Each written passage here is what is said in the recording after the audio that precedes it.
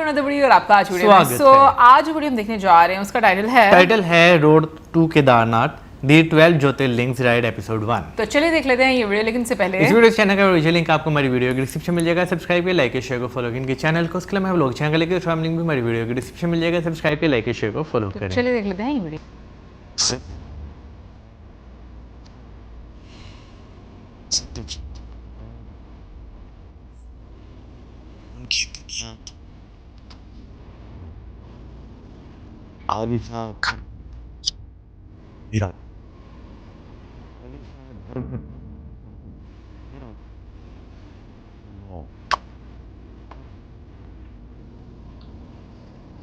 दिल को पत्थर की याद,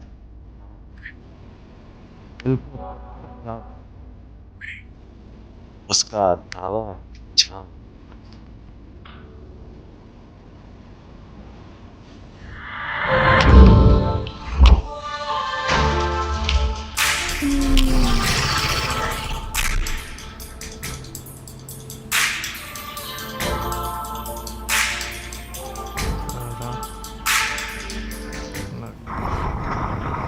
अभी मैंने कराला क्रॉस करा है एंड कुछ दिन बाद मैं केरला में होंगी, क्योंकि मैं करने जा रही हूँ 12 ज्योतिर्लिंग की राइड, जो है पूरी 10,000 किलोमीटर की। और इस बार मैं अकेले हूँ। हर बार बोलती हूँ कि जाता वही है जिसको बुलावा आता है, और पिछले 2-3 बार से मेरा मिस हो रहा है। मतलब जब मैंने उत्तराखंड वाला 4 धाम किया था तो केदारनाथ मेरा मिस हो गया था। अभी लास्ट साइड पे मैं आदि कैलाश नहीं जा पाई थी, और इस बार इतना तगड़ा बुलावा है कि मैं 12 के 12 ज्योतिर्लिंग जा रही हूँ। इस राइड की शुरुआत हुई है एक बहुत ही सुंदर सुबह के साथ। सुबह सुबह बंदा शहर से निकले ना बाहर। So hello everyone, welcome back अच्छा टू अनदर वीडियो। अभी ये मेरा फेवरेट पिट स्टॉप है जहाँ पे मैं रुकी हूँ। यहाँ पे मैं रुक के हमेशा चाय टोस्ट खाती हूँ। जब भी उत्तराखंड की साइड जाना होता है ना, तो मैं यहीं पे ब्रेक लेती हूँ।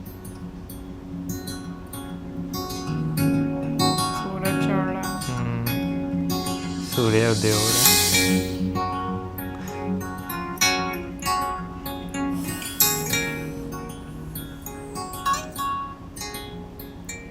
मेरे इस बार की दिवाली शंकर भगवान की शरण में मनेगी। बाइक में मैंने टायर नए डलवाए हैं ना दोनों, तो थोड़ा सेट होने में उसको टाइम लगेगा। अभी फील होती है। अभी रोड के हिसाब से वो शेप में आए नहीं है। खैर 50 किलोमीटर मेरे हो गए हैं आज के, एंड दिल्ली से केदारनाथ का डिस्टेंस है 500 किलोमीटर्स। मतलब गौरीकुंड का डिस्टेंस है 500 किलोमीटर्स। आई होप मैं गौरीकुंड तक बाइक लेकर जा पाऊँ। मूर्थल से सीधा आके पानीपत से मैंने राइट ले लिया था। ये जो जंक्शन है, यहाँ से लेफ्ट शामली का रास्ता जाता है और राइट बागपत का जाता है, और सीधा मुजफ्फरनगर। एक्सीडेंट हुआ था, तो मैं एक बार फिर से यही वाला रास्ता चुन के उत्तराखंड जा रही हूँ। ये रास्ता कुछ ज़्यादा ही पसंद आ गया है मेरे को। बागपत से भी आ सकते थे, बट ये अच्छा है यार। यहाँ से मेरे को लेना है राइट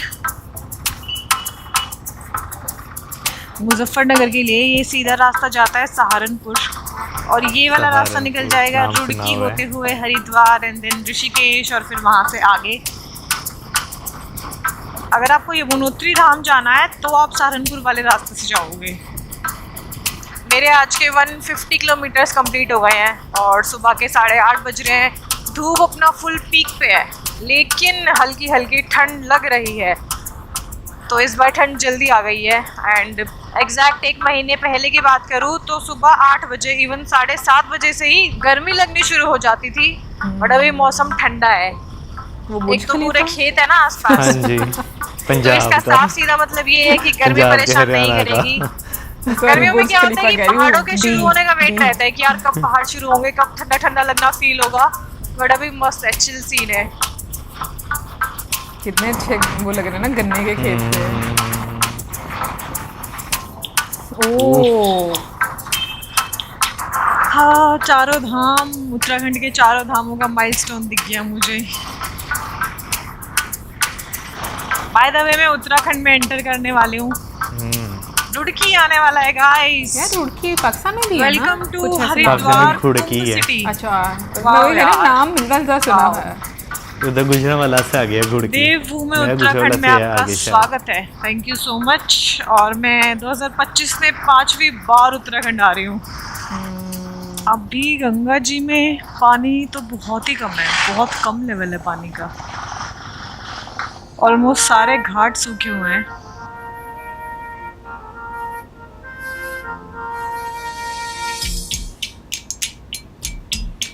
सूरत लग रहा है ना। म्यूजिक कितना अच्छा ना ये वाला है। जय जय जय जय कुछ ऐसा हाँ था ना। वो यही है। मुझे हाँ आता नहीं है लेकिन अक्सर वो ना वाराणसी की की मूर्ति। हाँ वाराणसी की वो जो आरती होती है ना, वहाँ पे ये मंत्र चैंट होता हुआ जो है ना सुनाई देता है, या रील्स के पीछे लगा होता है। ये जो रिवर है, रिवर वो उधर है ना, वो रास्ता ये क्या था सारा। नहर अभी निकाली थोड़ी देर होगी। में बस ऋषिकेश आ जाएगा। या हो सकता है And उसकी वो रिवर का ऋषिकेश और branches हरिद्वार होती के हैं। बीच का पाकिस्तान में फेमस भी feeling आ रही है रेलवे मुझे ट्रैक यहाँ से। फाटक। फाटक हाँ। और बाइक का चेन टेंशनर और ये राइड बाय वायर पूरा ये एक्सेलरेशन वाला सिस्टम ही चेंज हुआ है ना, तो बाइक इतनी स्मूथ चल रही है ना, मतलब जब मैं इसको एक्सेलरेट कर रही हूँ तो इतना मेरे को हाथ से निकलती एक होगी। वो होता है ना, दिल को सुकून देती है वो अच्छा। चीज़। इतना बटरी स्मूथ हो गया है कि नई जैसे हो गई है, बिल्कुल मज़ा आ रहा है अब मेरे को ये बाइक चलाने में। पहले लगता था कि इंजन पे बहुत स्ट्रेस पड़ रहा है जब मैं इसको चलाती थी, बट अभी ऐसा लग रहा है कि इंजन बिल्कुल मक्खन जा रहा है। हरिद्वार ऋषिकेश इतना कम क्राउडेड मैंने कभी नहीं देखा। पहाड़ आना शुरू हो गए। रोड बता आ रहा है जैसे पहाड़ों के पास से इधर था। भी रिवर में पानी नहीं है, रिवर बेड दिख रहा है बस पूरा। Welcome to adventure city. Adventure city बोले तो Rishikesh. Welcome to Rishikesh guys. So जी ये वाला कट आ गया है जहाँ से लेफ्ट यमुनोत्री और गंगोत्री धाम के लिए जाता है, and right Kedarnath and Badrinath के लिए जाता है। फाइनली केदारनाथ जी जा रही हूँ मैं यार। जब मैं उत्तराखंड के 4 धाम करने गई थी और मैं केदारनाथ नहीं जा पाई थी, तो ऑब्वियसली मेरे को तब काफ़ी ऐसा दुख सा हुआ था। और मैंने तब बोला था, अगर आप लोगों को याद हो, कि मैं आऊँगी और इसी साल आऊँगी, और मैं अब जा रही हूँ। यार इतना खाली है ना ऋषिकेश, इतना तो फेब में भी नहीं था जितना खाली अब है। अभी सीजन नहीं हुआ। लैंडस्लाइड तो है, मौसम चेंज हो रहा होगा। वैसे भी बारिश रुक गई है, काफ़ी दिन से बारिश हुई नहीं है, तो बारिश नहीं होगी तो लैंडस्लाइड का रिस्क बहुत कम है। बारिश होते ही लैंडस्लाइड का रिस्क बहुत ज़्यादा बढ़ जाता है। यहाँ से पूरी रोड गायब है, एक लेन। शायद अक्टूबर में मैं पहली बार उत्तराखंड आई हूँ, वरना जब भी मैं इस रास्ते पे आती हूँ ना, और दोपहर का टाइम ही होता है मोस्टली, तो गर्मी में ऐसी बैंड बजती है। पर अभी प्लेजेंट है वेदर, तो अच्छा लग रहा है। इन्जॉय कर रही हूँ आज पहली बार मैं ये वाला रास्ता। वरना बस ये होता है कि यार गर्मी लग रही है, पसीने छूट रहे हैं, बिल्कुल डिहाइड्रेट हो रही हूँ, फटाफट रास्ता क्रॉस होए। बट आज अच्छा लग रहा है हर एंगल से। क्लाइमेट अच्छा व्यूज़ तो है ही बढ़िया और वेदर भी बढ़िया है। यहाँ देखो कैसे सीढ़ियाँ बना दी है पहाड़ पे, ताकि लैंडस्लाइड ना हो। ऊपर तक बनेगी और ये मेरे हिसाब से बिल्कुल। वाह, देखिए दरिया समंदर कहने लगा था। कैसे छोटे छोटे जो है वो पानी की जो होती हैं, ये बल्कि एक बड़ा दरिया बनाती हैं।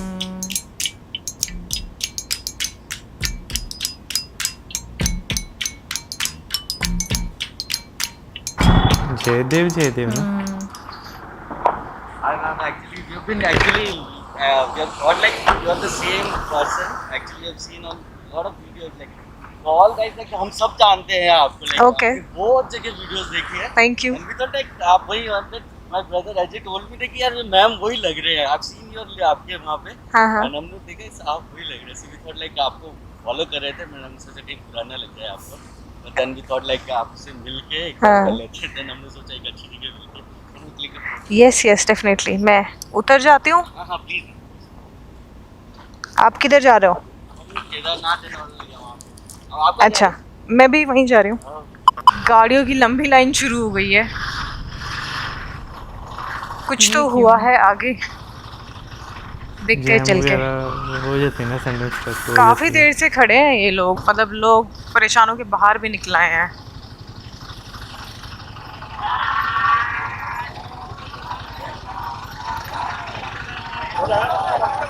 ओह बस खराब हो गई है, सब लोग मिलके बस को धक्का दे रहे हैं। मुझे चीखों की आवाज मुझे भी चीखों की आवाज है, मैं भी यही। बहुत सारे लोग मिलके धक्का मार रहे हैं भाई। वो भाई को तो कमाल है। वाह यार, अच्छा इतने सारे लोगों ने मिलके बस धक्का दी भाई। क्या क्या देखने को मिलता है ना। लेकिन गाड़ी में ना बंदा तंग पड़ जाता है, बाइक में ये फायदा होता है, इसलिए तुम्हें बाइक पसंद है। ऐसे लैंडस्लाइड हुई है ना, वरना दोनों साइड बहुत लंबा जाम लग गया था। रास्ता भी काफी वैसे यहाँ वाली लाइन कुछ ज्यादा ही लंबी है। ओहो 3 धारा आ गया है।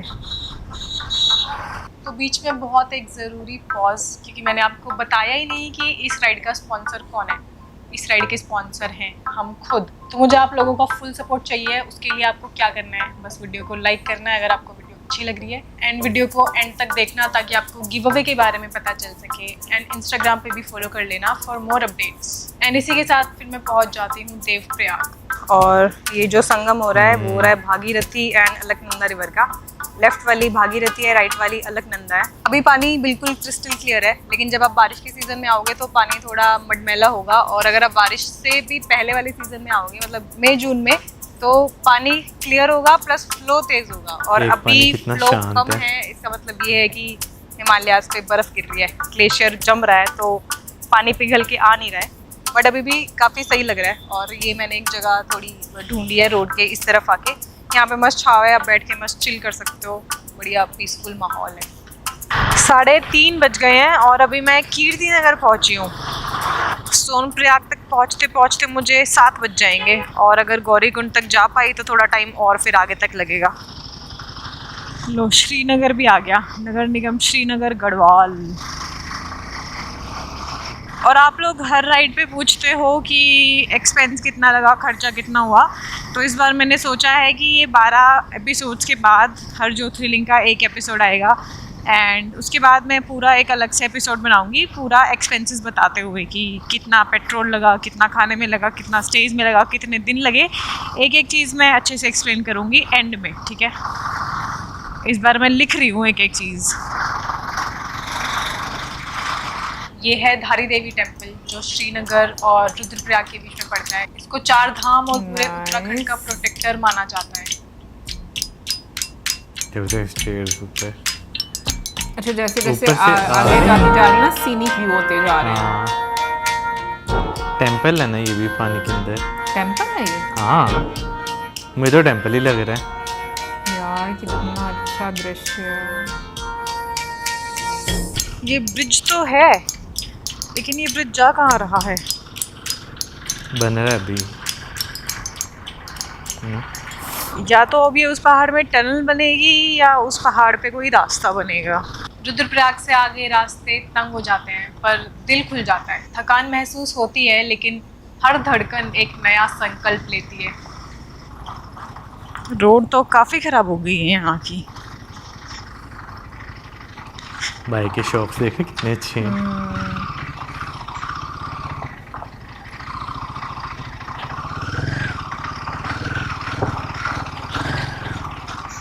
ये वीडियो कट क्यों रही है? वो मेरे कैमरे का कोई होगा। इनका पता नहीं, मुझे ऐसे लग रहा है। नहीं, मैंने भी पहले नोट किया था, कैमरे की वजह से कुछ होगा ये ना।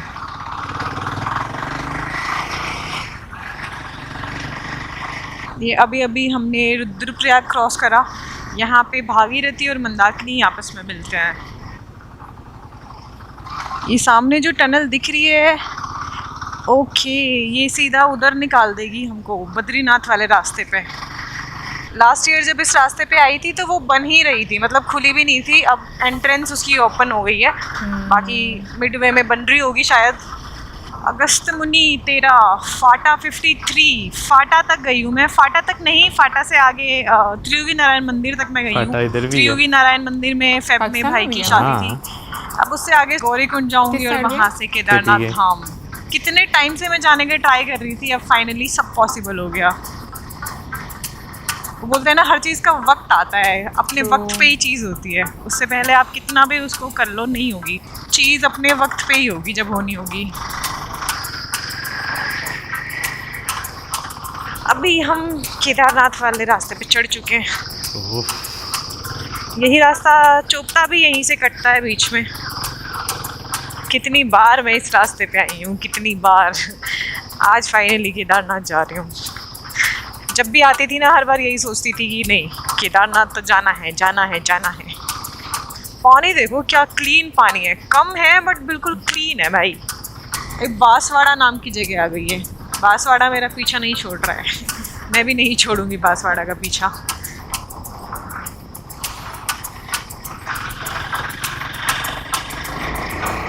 पहाड़ देखने में कितना डेंजरस लग रहा है।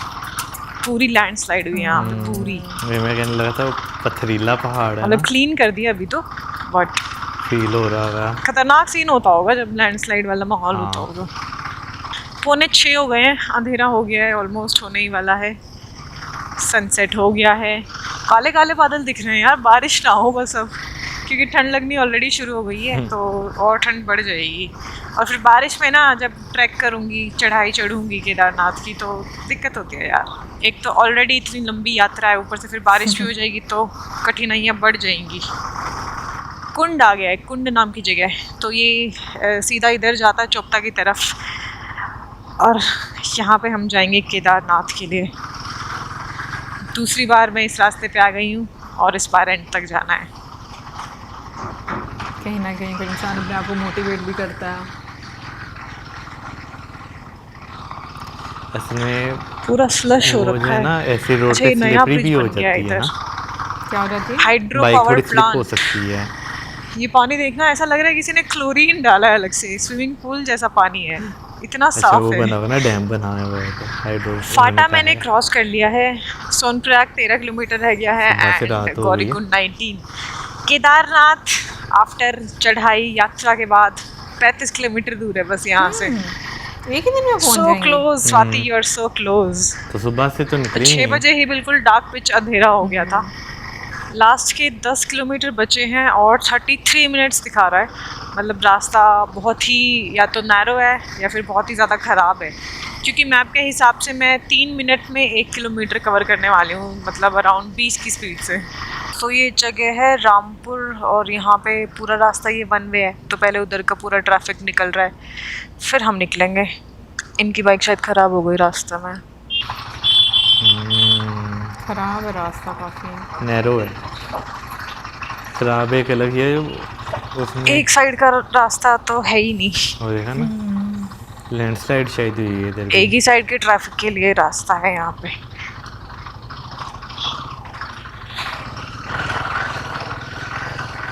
तंग रास्ता काफी।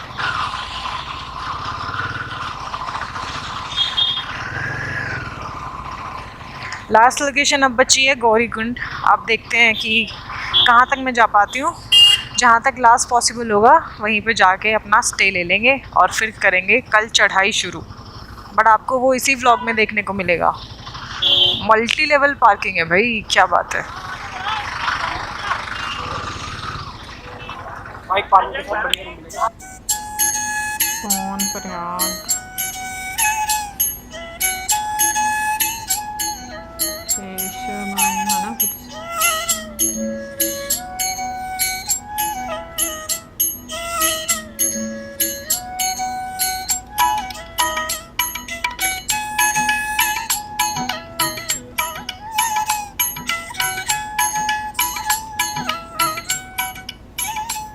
तो मैं अभी गौरीकुंड पहुंच गई हूँ और सोनप्रयाग से आपको गौरीकुंड आना पड़ता है शेयर्ड टैक्सी में।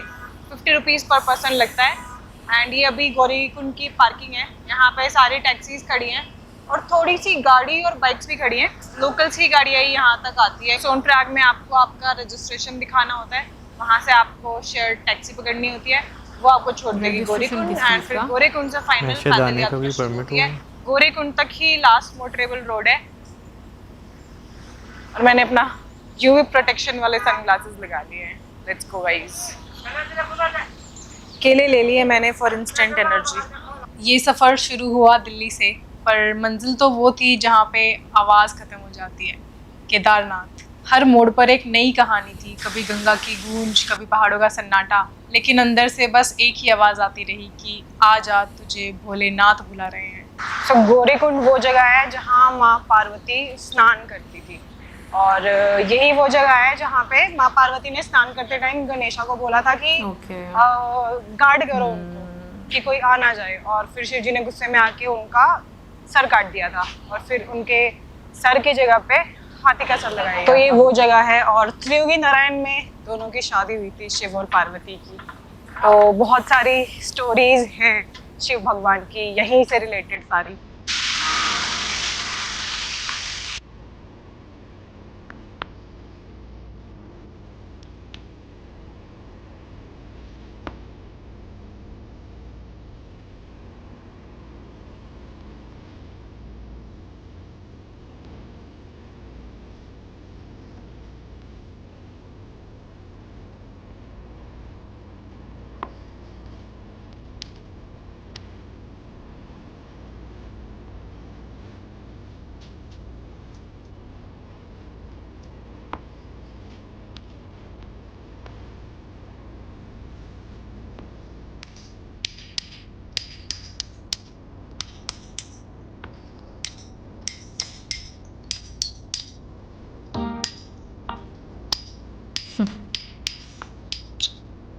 शॉर्ट्स लेने होता है ना ऐसे, फिर कभी कहीं पर किसी जगह पर जाकर हम रुकते हैं।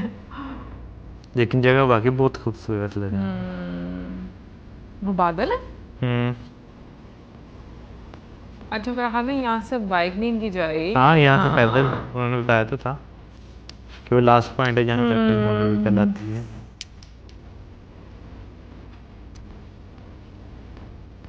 अभी मैं रामबाड़ा पहुंच गई हूँ। स्टार्टिंग से लेके अब तक मैंने 9 किलोमीटर्स कवर कर लिया है, और बहुत ही धीरे धीरे शांति से मैं चल रही हूँ। 7 किलोमीटर्स बचा है। रात को मैं मंदिर पे रुकने वाली हूँ, धाम पे रुकने वाली हूँ, तो आराम आराम से चलूँगी, पहुँच जाऊँगी। बहुत पीसफुल लग रहा है, मतलब मेरे को ना कोई हड़बड़ी ना कुछ और। मैं बहुत आनंद उठा रही हूँ, बहुत ज़्यादा आनंद उठा रही हूँ। सामने सनसेट हो रहा है, पूरा गोल्डन आवर हो रखा है, सूर्यास्त हो रहा है। मौसम का चेंज हो गया। अभी अराउंड 4 किलोमीटर्स रह गया है, और अब तो एक कदम फील हो रहा है लिटरली। मैं बस धीरे धीरे चले जा रही हूँ। बहुत लंबा है यार ये ट्रैक, बहुत ज़्यादा थकाने वाला है। धीरे धीरे जा रही हूँ, एक एक कदम गिन रही हूँ, और शांति है, पीस है। यही चाहिए था, यही लेने आई थी, और बस अब वेट है ऊपर धाम पे पहुँचने का। अब कदम धीरे धीरे बढ़ने लगे, लेकिन मन भागता गया मंदिर की दर्शन की ओर। ठंड बढ़ गई थी धीरे धीरे, टेम्परेचर 4 डिग्री हो गया, तो मैंने भी अपना अस्त्र निकाल लिया, ये -10 डिग्री वाली जैकेट। अंधेरा हो गया है, रात हो गई है, तो भीड़ भी कम हो गई है। दिन में थोड़ी भीड़ थी, लेकिन पूरे सीजन की कंपैरेटिवली सबसे कम भीड़ थी, क्योंकि एंड टाइम चल रहा है, धाम बंद होने वाला है, दिवाली के समय है। और फिर आता है वो पल जब पहाड़ों के बीच एक रूप सामने उभर कर आता है, भोलेनाथ का दरबार, केदारनाथ।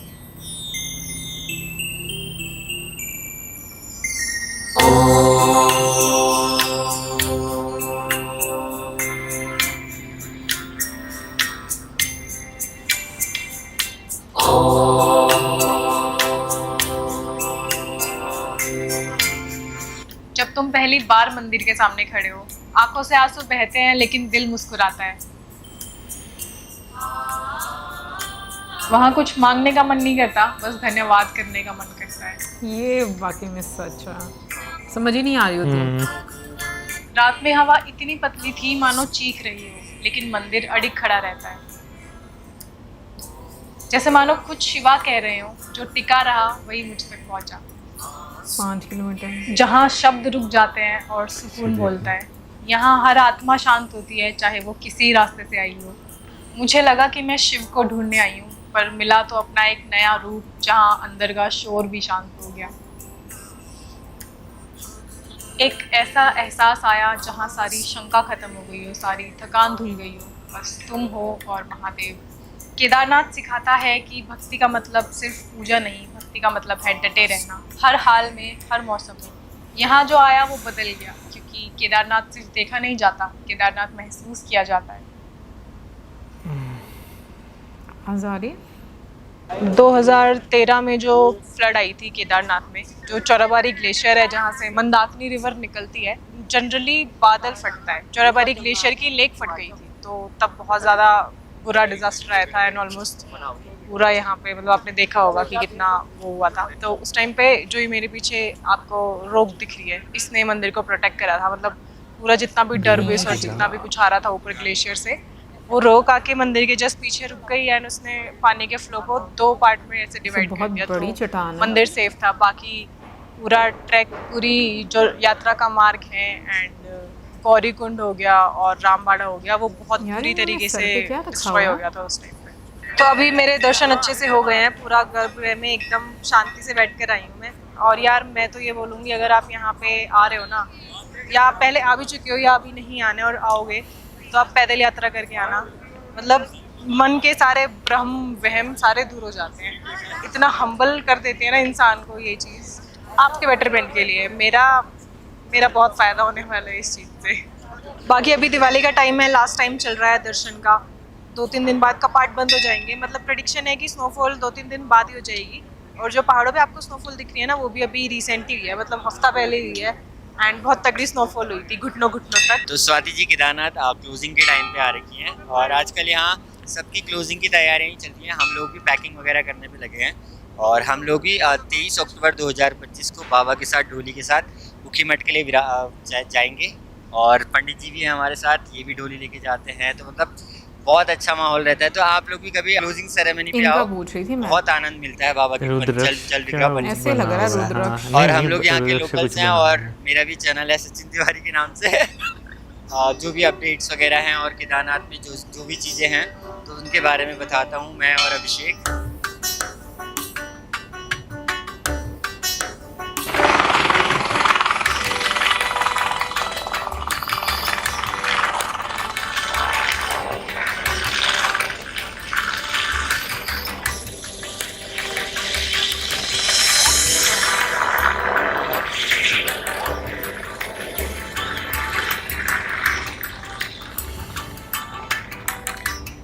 सीरीज की स्टार्टिंग में मैंने बोला था कि हर ज्योतिर्लिंग से मैं आप लोगों के लिए कुछ लेने वाली हूँ। तो केदारनाथ से मैंने लिया है ये डमरू।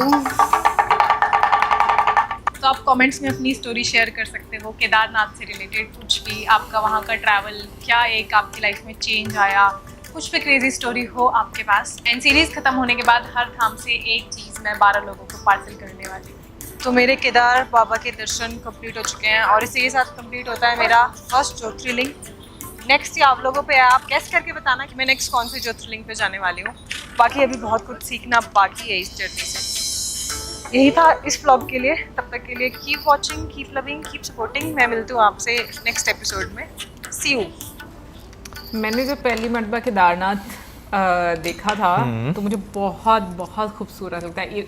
इवन कि अभी भी मैं कहूँगी कि जब भी आप केदारनाथ को देखते हो ऐसा दृश्य लगता है, ऐसे लगता है, मुझे ऐसी फीलिंग आती है जैसे इमेजिनरी है, किसी ने पेंट कर दिया हुआ है। आई मीन अब वो रियल लगता ही नहीं है। जहाँ जिस तरीके से टेम्पल की लोकेशन है और साइडों पर पीछे आप वो जो पहाड़ नज़र आते हैं वो इतने इमेजिनरी आपको लगते हैं ना कि आपको लगता है कि वाकई में आपकी आंखें ना उसको यकीन नहीं कर पा रही होती। कुछ इस तरह का मुझे दृश्य फील होता है। और मैं हमेशा ये चीज़ मानती हूँ, मेरी मान्यता है कि आप कभी भी बिना बुलावे के कहीं नहीं जाते। आप उस जगह पर ज़रूर होते हो। कई दफ़ा ऐसा होता है कि आप सेक्रेड प्लेसेस वाली सिटी में भी होते हो लेकिन आपको बुलावा नहीं आ रहा होता और आप दर्शन नहीं कर पा रहे होते। सो ये तो मेरी मान्यता है कि जब तक आपको नहीं चाहेगा ऊपर वाला तब तक आप कहीं पर भी नहीं पहुंच सकते। ये बिल्कुल मैं आपसे जो है वो एग्री करता हूँ। अभी स्टार्टिंग से मैं बात करूँगा जिस तरह वो सुबह सुबह जो है वो निकली हैं, क्योंकि मैं भी 1-2 दफ़ा जो है ना अर्ली मॉर्निंग मैंने जो है उस तरह शहर से बाहर जाना हो तो मैंने अपनी बाइक पे ट्रैवल किया हुआ है। तो मुझे लगता है कि वो टाइम इतना अच्छा होता है ना कि आप लोगों को देखते हैं वो निकल रहे होते हैं अपने घरों से, बहुत कम रश होता है, सड़कें खाली होती हैं, साफ़ सुथरी आपको हवा जो है वो देखने को मिलती है। तो मुझे पर्सनली ये चीज़ फील होती है कि वो टाइम जो है ना सुबह सुबह निकल जाना बेस्ट होता है, एक्सपीरियंस बहुत अच्छा होता है। फिर रास्ते के जो चैलेंजेस होते हैं ना, अभी तो उनकी वीडियो देखी है उन्होंने, बहुत सारी लाते बीच में रील्स वीडियो जो है वो कट करके जो है वो डाली है।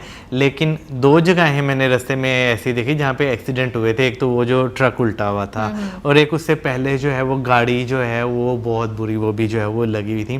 फिर उसके बाद जैसे आप ट्रैवल आगे करते हैं, पहाड़ों में आते हैं, तो भाई मैदान और पहाड़ की ड्राइविंग बहुत ज़्यादा फ़र्क होता है। आपको थोड़ा सा हाथों पे प्रेशर भी जो है फ़ील होता है, क्योंकि जगह जगह ब्रेक लगानी होती है, टर्न्स होते हैं, स्पीड आपको अपने कंट्रोल में रखनी होती है। कहीं पे बाइक आपकी चढ़ रही है, कहीं पे आपकी बाइक जो है वो उतर रही है।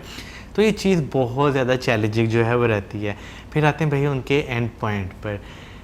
बहुत सारे लोग जो हैं वो करते हैं कि भाई हम जाएंगे, लेकिन उन्हें किसी को बुलावा आ जाता है, किसी को नहीं आता। तो वाकई ये चीज़ हकीकत है कि भाई जब आप इतना लंबा ट्रैवल करके और फिर उसके बाद पैदल जो है आप ऑलमोस्ट कोई 16 किलोमीटर पैदल चल के जो है एक टेंपल तक जो है वो आप जाते हैं, तो ये तब भी मुमकिन है जब आपके ना वो नसीब में चीज़ है लिख दी जाती है। और ना मेरा भी ये मानना है कि आपको पैदल यात्रा करनी चाहिए।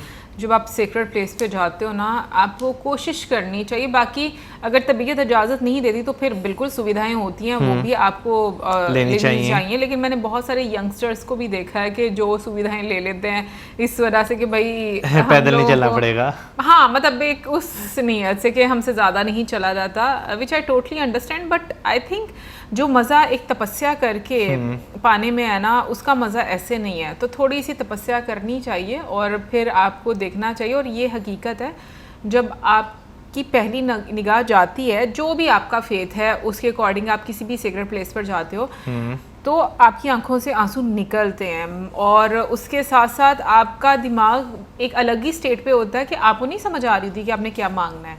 आप बस एक खामोशी होती है, एक सुकून होता है True. और एक ऐसी पॉजिटिव एनर्जी और पॉजिटिव वाइब होती है उस जगह पर। शायद वहाँ पर बहुत पॉजिटिव इंटेंशंस के साथ लोग आते हैं, तो वो एनर्जी इस तरह से क्रिएट हो जाती है। बट कुछ अलग एनर्जी आपको फील होती है उस जगह की, एक पॉजिटिविटी, आपको अपनी लाइफ में एक रोशनी नज़र आती है। कुछ ऐसा होता है जो आपको अंदर तक झंझोड़ती है और आपको सुकून देती है। सो मुझे ऐसा लगता है कि ना ज़िंदगी में ऐसी यात्राएं भी होनी चाहिए जहाँ पर आप अपने लिए, एक्चुअली में अपने लिए टाइम निकाल सको, अपने आप को हील करने के लिए। बाकी बहुत मज़ा आया देखकर, एंड आई होप आप लोगों को भी अच्छा लगा होगा। आप में से कौन कौन केदारनाथ विजिट किया है ज़रूर बताइएगा कमेंट सेक्शन में। मिलेंगे नेक्स्ट वीडियो में। Subscribe button